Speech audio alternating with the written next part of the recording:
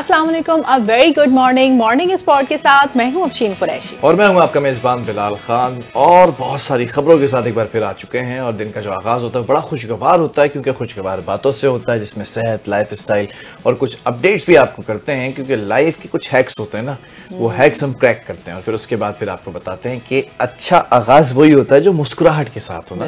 तो मुस्कुराहटों के लिए जुड़ जाइए अगले 2 घंटे तक हमारे साथ। बिल्कुल। और हम अपने जो सफ़र का आगाज़ करते हैं उसमें कहीं ना कहीं हम अच्छी बात शामिल करते हैं, ताकि कोट ऑफ द डे एक तरह से आप लोगों को मिल जाए, कोई ना कोई मोटिवेशनल चीज़ मिल जाए जिससे आपका दिन का आगाज़ अच्छा हो। तो अच्छी बात अगर हम कहें तो अच्छी बात कहीं भी लाइक आप ट्रैवल कर रहे हैं तो आपने देखा होगा कि हर तरफ धुआं और माहौलियाती आलूदगी आपको नजर आती है। हाँ, ये बड़ा एक मसला हो चुका है। हाँ, देखा ना आपने कि कितना ज्यादा धुआं और ट्रैफिक ये सब तो अपनी जगह है, लेकिन धूल मिट्टी भी उड़ रही है। तो ये सिर्फ बड़े शहरों का मसला नहीं है, देही इलाकों में भी आलूदगी बढ़ रही है। ओके।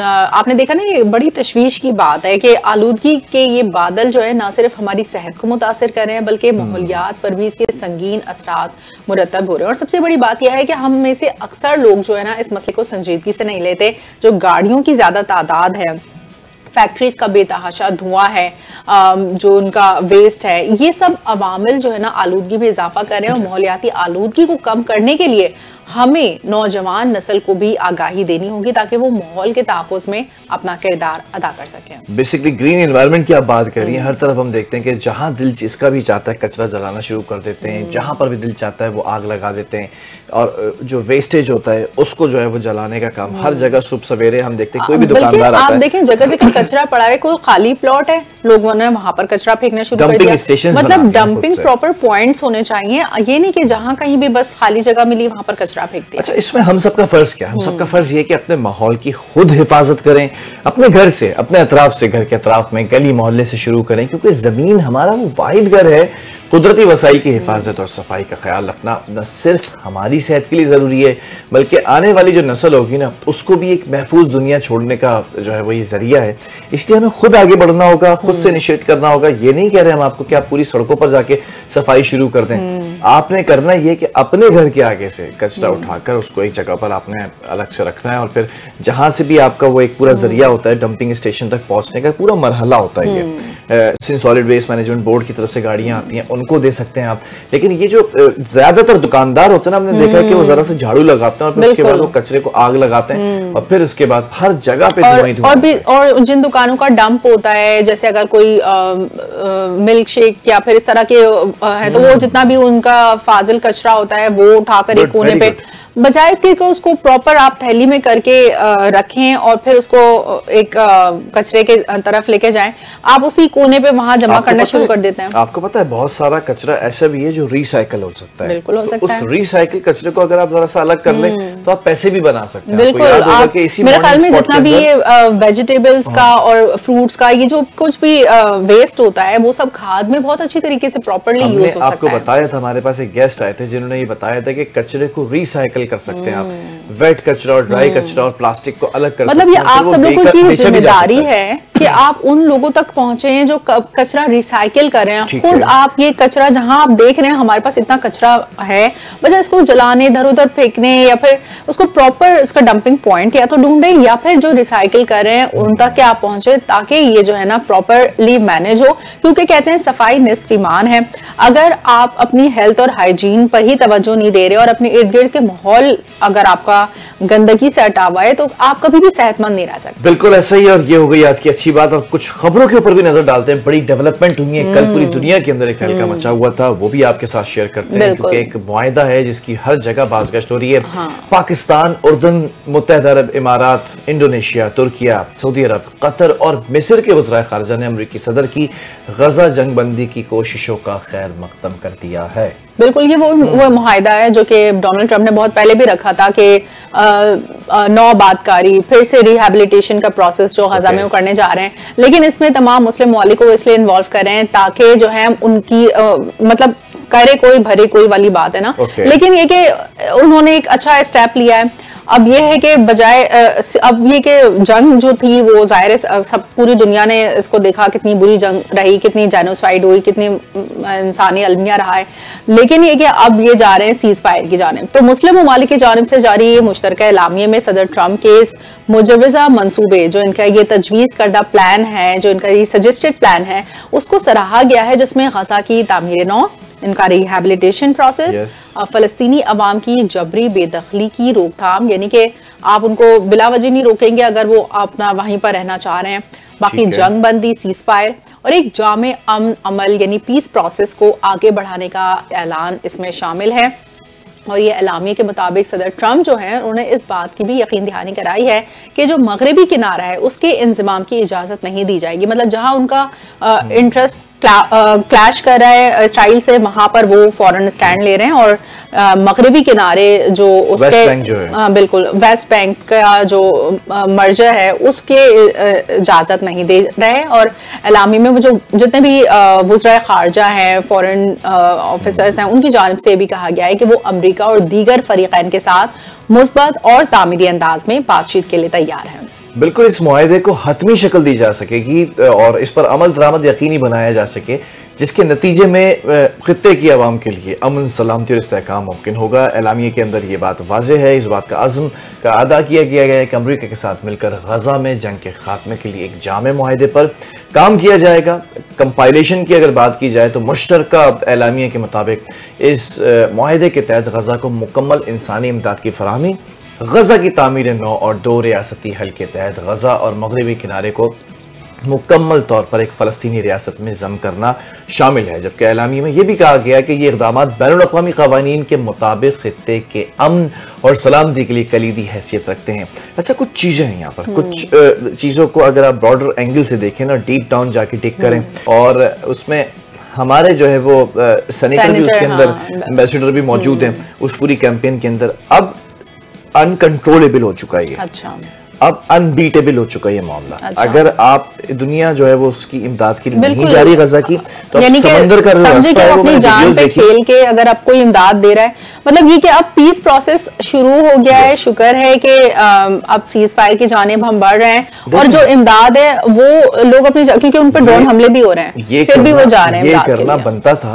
और अब आपने देखा कि जिस तरह से वो इतनी बड़ी बड़ी लहरें हैं उसके अंदर, वो कश्तियों को लेकर जा रहे हैं और उन्होंने बाकायदा आवाज बुलंद की कि अगर कोई शख्स लौटना चाहता है तो वो लौट जाए। कोई भी पूरी दुनिया से लोग जमा हुए, ये नहीं कि सिर्फ मुस्लिम ममालिक है, सिर्फ मुस्लिम ममालिक नहीं है, यानी कि इंसानियत जो ह्यूमैनिटेरियन ग्राउंड पे गजा के लिए इमदाद जो पहुंचाई जा रही है उसमें सब लोग दुनिया को खतरा ये लाहक है। जो इजरायली झुकाव के लोग हैं उनको ये खतरा लाहक है कि अगर अब हमने कोई ऐसी पॉलिसी वाज़ेह नहीं की तो शायद ये पूरा इजराइल हमारे हाथ से निकल जाएगा। क्योंकि जिस तरह से वो जा रहे हैं तैयारी के साथ, वो फिर वापस आने वाले नहीं कि कश्तियां जलाकर वो जा रहे हैं। उनको पता है कि अब हमने मदद करनी है, हमने वहां पर उतरना, हो सकता है कि झड़पें भी हो सकती हैं। ये बहुत बड़ा आपने देखा उसको कोई लाइमलाइट नहीं दी जा रही, यानी कि उसको एक तरह से मतलब लोगों को, सोशल मीडिया पे तो ये खबरें बहुत सरगर्म है, लेकिन आपने देखा होगा कहीं भी इस जो ये कारवान है, इस फ्यूटेला को कहीं भी इतनी लाइमलाइट नहीं दी जा रही ताकि किसी तरह ये लोग डिस्पर्स हो जाएं। लेकिन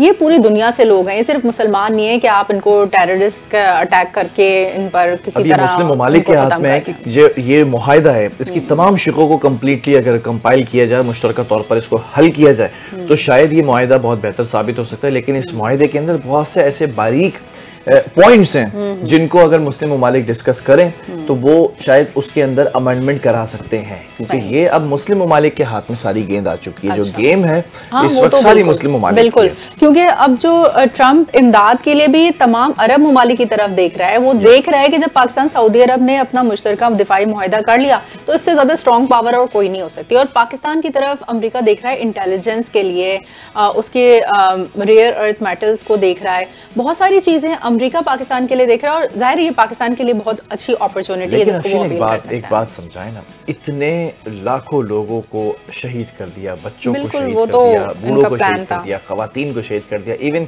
अक़वाम मुत्तहिदा पता नहीं कब सोया हुआ था कि जानवरों तक कुछ वहां पर जो है वो जो है बम्बार्डिंग की गई उनके ऊपर बाकायदा बम फेंके गए। तो जब इंसान, जानवर, इन सब का जो है वो कोई ख्याल नहीं रखा गया, अब आप दोबारा से रीहैब की तरफ जा रहे हैं, आप दोबारा से आबादकारी की तरफ जा रहे हैं, आप दोबारा से आप पूरी कम्युनिटी को बिल्ड करने जा रहे हैं। गाजा को वाइप आउट कर दिया, वहां से इतने बड़ी तादाद में आपने जेनोसाइड कर दिया, अब आपका मकसद पूरा हो गया, तो अब आप रिहेबिलिटेशन की बात करें, यानी कि मारे भी आप और ना फिर मरहम भी आप लगाने की बात करें ताकि दुनिया की नज़र में आपका इमेज अच्छा हो जाए।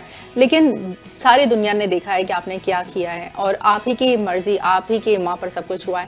बहरहाल पाकिस्तान की बात करें तो अक़वाम मुत्तहिदा की सलामती कौंसिल में अमरीकी सदर डोनाल्ड ट्रंप के गजा मंसूबे को अमन के लिए नादिर मौका करार दिया है, क्योंकि पाकिस्तान ने तो साथ देना है, बिल्कुल अक़वाम मुत्तहिदा है, उसमें पाकिस्तान के मुस्तक़िल मंदूब आसिम इफ्तिखार ने मशरिक़ वुस्ता से मुतालिक इजलास से खिताब करते हुए कहा कि अगर गजा में अमन के इम्कानात तेजी से मादूम होते दिखाई दे रहे हैं मगर इसी दौरान नई सिफारती राहें भी खुल रही हैं, तो उन्होंने कहा है कि पाकिस्तान इस मशावरती अमल में फ़ाल तौर पर शरीक रहेगा और डेफिनेटली पाकिस्तान को अपना किरदार अदा करना होगा। और इसराइल के जो E1 बस्ती मंसूबा है, यानी 2 रियासती हल पर बराह रास्त ये हमला तस्वुर किया जा रहा है, क्योंकि इसराइल का जो E1 बस्ती मंसूबा है वो ये है कि जो मशरक़ी ईस्ट यरूशलेम है उसको फ़लस्तीन से काटने और मगरबी किनारे की जोग्राफियाई वहदत जो है, और जो आपने कहा था वेस्ट बैंक पर जो वो अपनी एक कुली पावर वो करना चाह रहा है, अपनी वहदत को तस्लीम करना चाह रहा है, उसको ख़त्म करने की कोशिश है, जो कि सरीहन बैनुल अक़वामी क़ानून की खिलाफ वर्जी है। और उनका कहना था कि ये जो 2 रियासती हल है यही वाहिद काबिल अमल रास्ता है। अच्छा, इसकी ज़रा सी एक वजाहत कर दूँ। ये जो रास्ता है 1967 से पहले की सरहदों के मुताबिक और मशरिकी यरूशलेम को फ़लस्तीन की दारुल हुकूमत मानते हुए मुमकिन हुआ है, जबकि उन्होंने इस बात पर जोर भी दिया कि इस हल को कमज़ोर करने की किसी भी कोशिश को कबूल नहीं किया जाएगा। ये वाज़ेह पैगाम ये दिया है कि अगर ये सही, अगर ये मुआहिदा सही है, ठीक है, अगर ये मुआहिदे को एक्सप्लेन किया जाए तो इसमें बहुत सारी ऐसी चीज़ें जो हम एक अरसे से पूरी दुनिया में, ख़ास तौर पर मुस्लिम ममालिक और इंक्लूडिंग पाकिस्तान, ये चिल्लाते रहे कि इसके ऊपर ये होना चाहिए एक्शन। अब उन्होंने कहा अगर ये मुआहिदा ऐसे ही चलेगा तो ठीक है, अगर मुआहिदे की किसी भी शिक को मादूम होते हुए देखा तो फिर हम पीछे हट जाएंगे, क्योंकि ये मुआहिदा फिर हमारे काम का नहीं, फिर इस मुआहिदे के अंदर कुछ शिक ऐसी हैं जो इसराइल के काम की हैं, वो सिर्फ इसराइल के लिए होंगी, फिर तो हम इसराइली एजेंट नहीं हैं, हम किसी किस्म की नुमाइंदगी नहीं करते। हमें फ़लस्तीन के इस मसले का हल चाहिए, 2 रियासती हल ही है इसका जो सोल्यूशन है, तो उस हल की तरफ अगर जाते हैं ट्रंप साहब तो हम उनके साथ खड़े हैं। बिल्कुल। अच्छा, यही बात हम आगे बढ़ाएं तो अमेरिकी सदर डोनाल्ड ट्रंप ने इसराइली वज़ीर आज़म नेतन्याहू के साथ जो प्रेस कॉन्फ्रेंस की है उसमें गजा अमन मुआहिदे का ऐलान किया और इस पर तमाम मुस्लिम और अरब ममालिक ने इत्तफाक भी किया है। और अमेरिकी सदर जो डोनाल्ड ट्रंप हैं उन्होंने गजा जंगबंदी के लिए मुजवज़ा 20 नुकात की तफसीलात सामने ले आई, यानी कि अब वो एक अपना सजेस्टेड प्लान जो है उसके नुकात पेश करेंगे, जिसमें उनका वो 20 नुकात का ये होगा पूरा मंसूबा। और उसकी जो तफसीलात हैं उसके मुताबिक अमरीकी अखबार वाशिंगटन पोस्ट की 2 हुकूमतों के हुकाम की तस्दीक से ये तैयार की गई है रिपोर्ट। इसके मुताबिक जो नुकात हैं उसमें एक तो फौरी सीज़ फायर है, फिर मौजूदा जंगी महाजों को मुंजमद करना, फिर है 48 घंटों के अंदर तमाम 20 जिंदा यरगमाली की रिहाई और 24 जो मुर्दा यरगमाली हैं उनकी जो बाकियात है वो उसकी वापसी शामिल है। और जो ये मुआहिदा है उसके तहत तमाम मख्फियों की रिहाई के बाद इसराइल 250 उम्र कैद के फ़लस्तीनी कैदियों के साथ साथ 7 अक्टूबर 2023 के बाद गिरफ्तार किए गए 1700 गजा के शहरियों को भी रिहा करेगा। मतलब ये नहीं कि सिर्फ वहाँ हमास ने गिरफ्तार किया है, ये इसराइल ने भी गजा के शहरियों को, वो तो गजा इसराइल तो कर ही रहा है ना जो कर रहा है, उसने तो शहरियों को अगवा भी किया हुआ है, उसने तो शहरियों पे जेनोसाइड भी किया हुआ है, ख़वातीन और बच्चे भी शामिल हैं उन 1700 लोगों में। तो इसके अलावा जो मुआहिदा है उसमें हमास के तमाम जहराने हथियार तबाह करने, यानी हमास को बिल्कुल डिसआर्म करना इसमें शामिल है। हथियार डालने वाले हमास जंगजुओं को आम मुआफ़ी देने और जो गजा से जाना चाहें उन हमास अरकान को महफूज रास्ता फराहम करेंगे, एक सेफ पैसेज फराहम करेंगे। और अमरीकी सदर के जो ये 20 नुकाती एजेंडा है इसमें गजा में इंसानी इमदाद की फौरी फराहमी, यानी कि जो बिल्कुल जो सबसे पहली चीज़ होनी चाहिए, और इमदाद की मसावी तकसीम, गजा से किसी को जबरी बेदखल ना होने और गजा वापस आने वालों को वापसी का हक हासिल होने और हमास का गजा के मुस्तकबिल में कोई किरदार ना होने की तजवीज़ शामिल है। तो एक बहुत जामे प्लान है जिसके पूरे 20 पॉइंट्स इन्होंने बनाए हैं और अब इस पर अमल करना शुरू होगा। बिल्कुल ऐसा ही। जबकि कतर और मिस्र की बात करें तो कतर और मिस्र ने भी इसमें कुछ अपना किरदार अदा किया है। हमास के साथ मुजव्वज़ा मंसूबा शेयर कर दिया है, जबकि हमास ने जो साजिशों को जवाब में कहा है कि गजा से मुतालिक मंसूबे का जायजा लेकर जवाब दिया जाएगा। उन्होंने ये भी कहा कि गजा पर गैर मुल्की इदारे की हुक्मरानी कबूल नहीं की जा सकती। तजवीज़ का मस्बत तर्ज अमल में जायजा लेकर जवाबी हिकमत अमली से आगाह करेंगे। जबकि आपको ये बात वाज़ेह कराते चलें कि अमरीकी सदर डोनाल्ड ट्रंप ने भी व्हाइट हाउस में इसराइली वज़ीर आज़म मिस्टर नेतन के हमरा जो प्रेस कॉन्फ्रेंस की, तो उसमें गजा जंगबंदी मंसूबे का ऐलान किया और कहा कि मशरिक़ वस्ता में अमन के लिए तारीख़ी दिन है। खित्ते में जो अमन और इस्तेहकाम है ना, उसके लिए काम करेंगे। गजा अमन मुआहदे के बिल्कुल करीब पहुंच चुके हैं। जबकि डोनाल्ड ट्रंप ने यह भी कहा कि अरब और मुस्लिम रहनुमाओं ने इस मंसूबे की हिमायत कर दी है। अच्छा, कुछ हिमायतें मुकम्मल तौर पर हुई हैं, कुछ जुज़वी तौर पर हुई, ये भी कन्फर्म कर दें। जबकि वज़ीर आज़म पाकिस्तान और फील्ड मार्शल ने भी इस मुआहदे की हिमायत की है और उसमें ये शिक डाली गई है कि अगर मिनोन इसके अंदर अमल होगा तभी इस मुआहदे के साथ खड़े होंगे, अदरवाइज हम इसके साथ नहीं खड़े होंगे। कॉन्फ्रेंस की और ये भी कहा जो इजरायली वज़ीर आज़म है उसने कहा कि मेरा अमन मुआहदा तस्लीम कर लिया है। ईरान से मुताल्लिक जो है वो नेतन्याहू के साथ मुआहदा किया गया।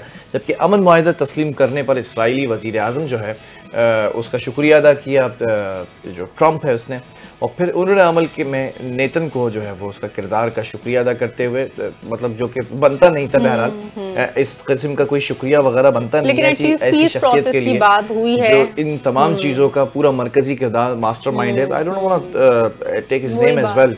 और कई दीगर ममालिक के साथ भी उसने यही सूरत हाल को भी हल करने का तरीका कार जो है वो वाज़ेह किया है।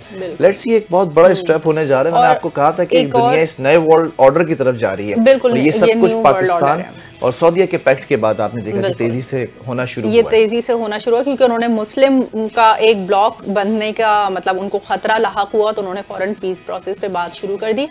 एक और अच्छी बात यह हुई है कि इसराइली वज़ीर आज़म नेतन्याहू ने कतर से माफ़ी मांग ली। तो इस तरह से क्या हुआ कि फिर जाहिर है कतर ने भी अपनी लीनियंसी का इजहार किया। तो दोहा पर जो फ़िज़ाई हमला हुआ उस पर इसराइल ने नदामत का इजहार किया और इसराइली हमले और कतरी सिक्योरिटी एहलकार की हलाकत पर नेतन्याहू ने कतरी वज़ीर आज़म से मुआज़रत की है और इसराइली वज़ीर आज़म अमरीकी सदर ट्रंप से मुलाकात के लिए वाइट हाउस पहुँचे। यानी कि ये सदर ट्रंप इसराइल इन्होंने मिलकर बैठकर एक जगह ये कतरी वज़ीर आज़म को फ़ोन किया और फ़िज़ाई हमले पर अफसोस का इजहार किया। तो ये अच्छा है, पीस प्रोसेस की तरफ आगे बढ़ रहे हैं। और सबसे बड़ी गलती थी इसराइल की कि उसने कतर के ऊपर हमला किया और वहीं से फिर गेम चेंज हुई। जो उम्मा है वो जाग चुकी है। एक पीस पैक्ट जो दिया गया है वो उसमें यही तमाम चीज़ें हैं, कुछ हिडन पॉइंट्स भी हैं जिसकी वजह से ये पूरा एक हमने देखा कि बहुत तेज़ कर दिया गया इस प्रोलॉन्ग मामले को कि गजा में किस तरह से जंगबंदी का ऐलान किया जाए, कौन सा मुआहदा। आप देखेंगे तमाम मुस्लिम ममालिक को बुलाकर जो है वो ये फ़ौरन से मुआहदा बना दिया गया। अपनी बातें भी मनवाई गई, उसमें दूसरे लोगों की भी बातें मनवाई गई, जबकि गजा जंग का फैसला कुन मोड़ जो है वो आ चुका है। अमरीकी सदर डोनाल्ड ट्रंप से इसराइली वज़ीर आज़म बेंजामिन की वाइट हाउस के अंदर मुलाकात हुई और वाइट हाउस पहुँचने पर ट्रंप ने उसका जो है वो खैर मकदम किया और गजा के अंदर अमन के लिए पुरउम्मीद होने का भी कहा। जबकि सहाफ़ियों का अमरीकी सदर से सवाल था, जवाब ये दिया गया कि मुझे यकीन है अमरीकी सदर की जानिब से तजवीज़ करदा 20 नुकाती अमन मनसूबे पर जो नेतन है उसकी भी बातचीत हुई है। तो अब लेट्स सी कि ये क्या करता है, ये जो गलीज आदमी है। आई डोंट नो कि ये किस तरह से जो है वो बात करेगा या क्या क्या इसकी जो है मतलब इनके अपने इसकी बैकग्राउंड हिस्ट्री ये है, ये बैक ऑफ करता है। इसकी बैकग्राउंड हिस्ट्री ये है कि जब भी पीस पैक्ट होता है, जब भी अमन मुआहदा होता है तो ये बैक ऑफ करता है। इसकी जो आदत है वो पीठ पे छुरा मारने। बिल्कुल, कहते हैं ना यहूदी और नसारा तो मिले हुए हैं, आप इन पे एतबार ही ना करें। इसके साथ मसला ये है कि अभी पीस पैक्ट की एक तरफ ये जा रहा है, ये ट्रंप को भी छुरा मार देगा पीठ में। I know that. ये भी हो सकता है कि ट्रंप को एलिमिनेट कर दिया जाए, क्योंकि अगर ट्रंप इनके मुताबिक ना चले तो कुछ नहीं पता कि ट्रंप का भी क्या हो। लेकिन बहरहाल यही बात है कि असल अमेरिका और इसराइल का जो गठजोड़ है वही उनको पावरफुल बनाता है। और अगर हम बात करें अपने वज़ीर आज़म शहबाज शरीफ की, तो उन्होंने भी गज़ा में जारी बर्बरियत ख़त्म करने का मुतालबा किया और कहते हैं कि पाकिस्तान ने दुनिया के सबसे बड़े फोरम पर ना सिर्फ गज़ा के हक़ में भरपूर आवाज़ बुलंद की बल्कि भारत को भी खुला पैगाम दिया। अच्छा, भारत को खुला पैगाम अब इसलिए दे रहा है पाकिस्तान क्योंकि ज़ाहिर है उसकी बैक पर सपोर्ट आ गई है अमेरिका की। तो अब जो है वो चाहे मैच से रिलेटेड हो, चाहे पॉलिटिकल ग्राउंड्स हो, हम बिल्कुल खुल के हम भारत का मुकाबला कर सकते हैं और खुल के हम जवाब दे सकते हैं। पहले तो हम किसी ना किसी तरह डिप्लोमेटिक टाइज में बंधे होते थे कि भाई हम आगे से नहीं बोलते थे इतना, लेकिन अब हम खुल के सपोर्ट कर रहे हैं। तो वज़ीर आज़म ने कहा है कि न्यूयॉर्क और वाशिंगटन का जो हालिया दौरा है वो निहायत कामयाब और मुफीद रहा है, जहां पाकिस्तान ने आलमी सतह पर अपने मौक़िफ़ को मजबूत अंदाज में पेश किया। बिल्कुल, उन्होंने ये भी कहा कि अक़वाम मुत्तहिदा की इमारत में गज़ा की सूरत हाल पर होने वाला इजलास एक बड़ी पेशरफ्त है।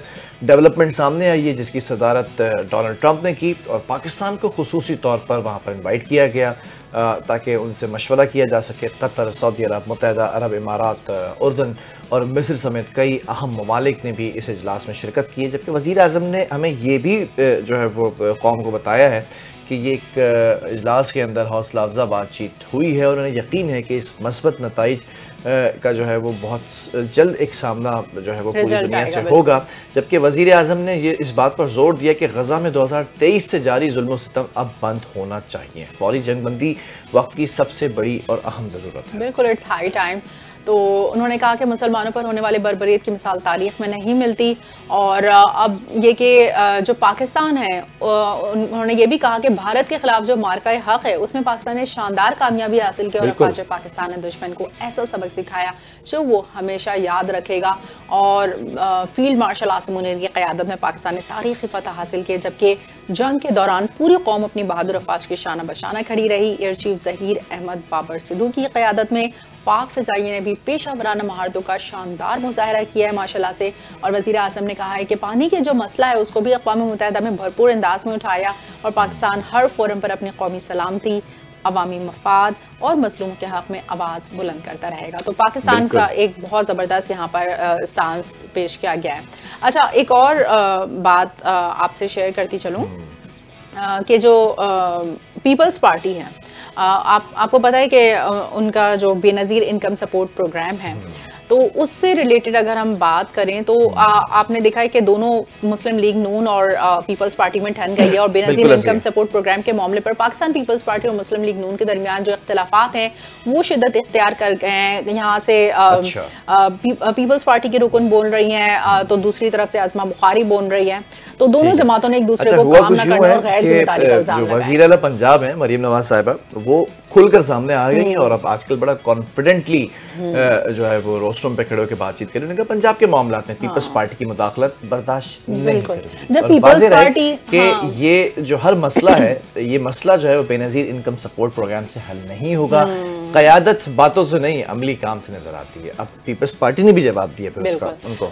वही कहते हैं ना कि जब यहाँ पर 18वीं तरमीम की वजह से मुदाखलत नहीं है कोई, तो वहाँ पर भी आप मुदाखलत ना करें। मुझे लगता है कि ये एक गैर ज़रूरी बात जो हो गई पीपल्स पार्टी से और ये होनी नहीं चाहिए थी, क्योंकि ऑलरेडी पंजाब में वज़ीर आला मरियम नवाज इतना ज़बरदस्त काम कर रही हैं, पंजाब इतना फ्लरिश कर रहा है, इतना ज़बरदस्त वहाँ पर काम नज़र आता है भाई, तो वहाँ पर तो कहने की कोई ज़रूरत ही नहीं थी। बेनज़ीर इनकम सपोर्ट प्रोग्राम तो यहाँ पर भी इसकी कोई मतलब इतनी एफिशिएंसी नज़र नहीं आती, तो आप दूसरे शहर में इसको लागू करने की कैसे बात कर सकते हैं। बहरहाल ये काम हो गया है, लेकिन अब ये क्या हो सकता है दोनों के दरमियान फिर मुफाहमत हो जाए दोबारा।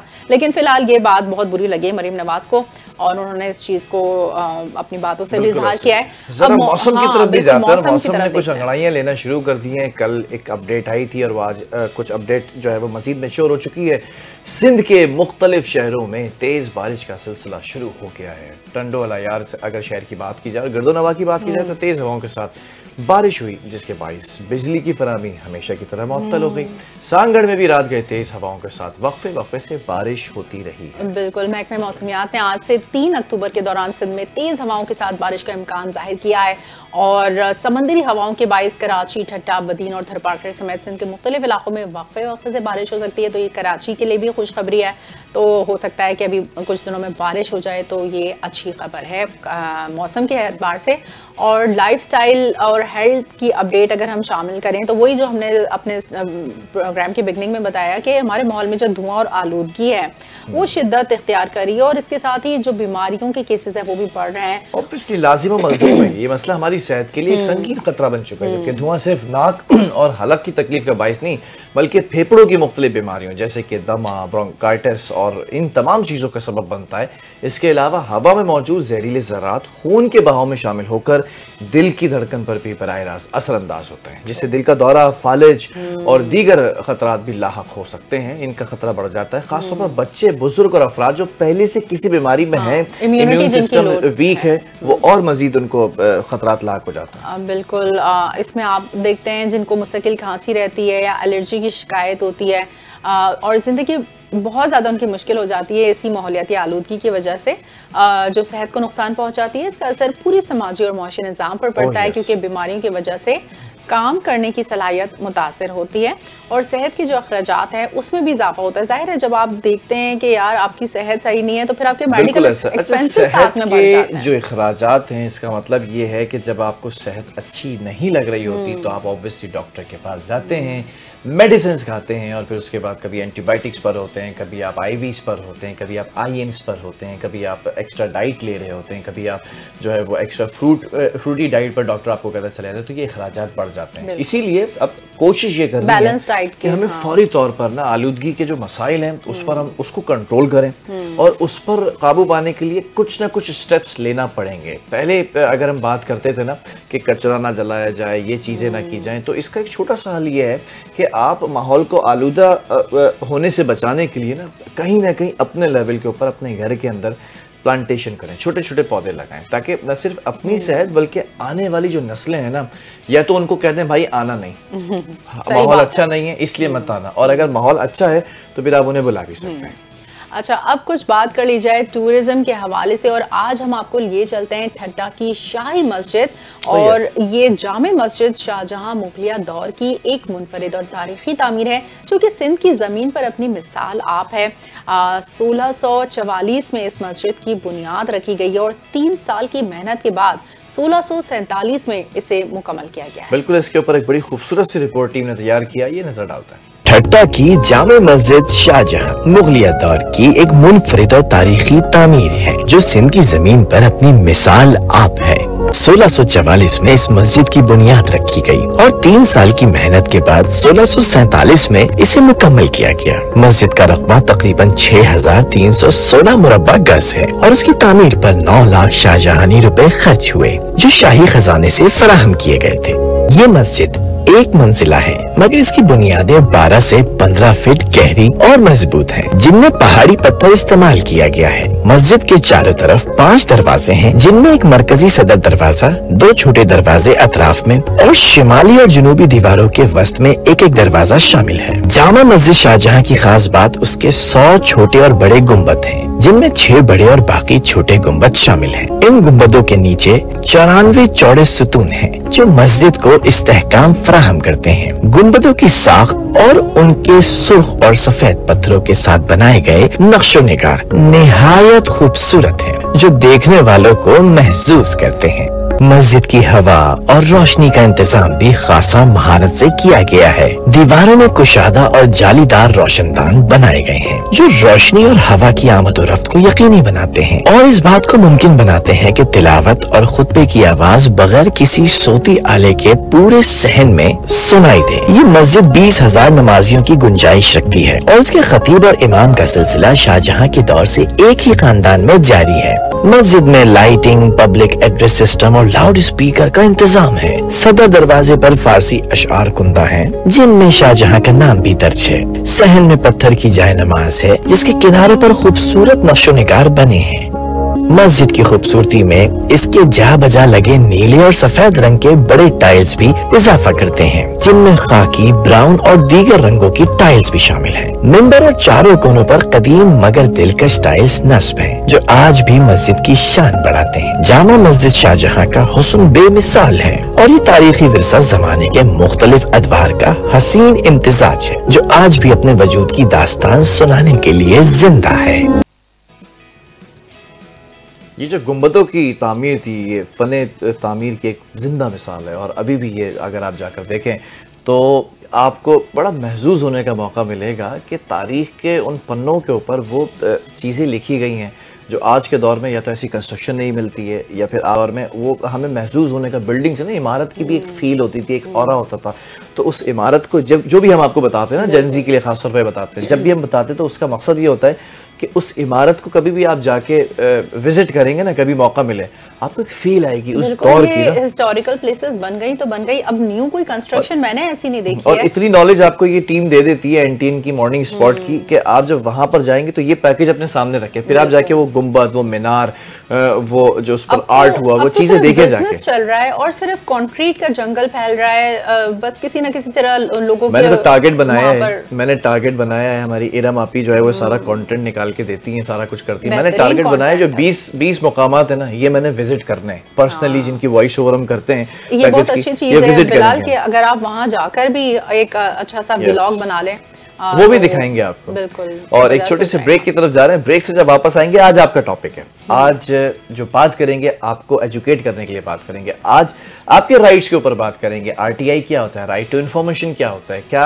आप किसी भी इदारे में, सरकारी इदारे में जाकर ये पूछने का हक रखते हैं कि कितना फंड्स है, कितने फंड्स आपने खर्च किए हैं, हमारी बेहतरी के लिए क्या काम हो रहा है, क्या नहीं हो रहा है। आप क्या पता लगा सकते हैं कि क्या जो सीट पर शख्स बैठा हुआ है वो सही काम कर रहा है या नहीं। ये इस राइट के, इस हक के, इस हुकूक के बारे में ज़रा सी बात करेंगे, ज़रा सी क्या पूरे 1 घंटे बात करेंगे एक छोटे से ब्रेक के बाद। Stay with us.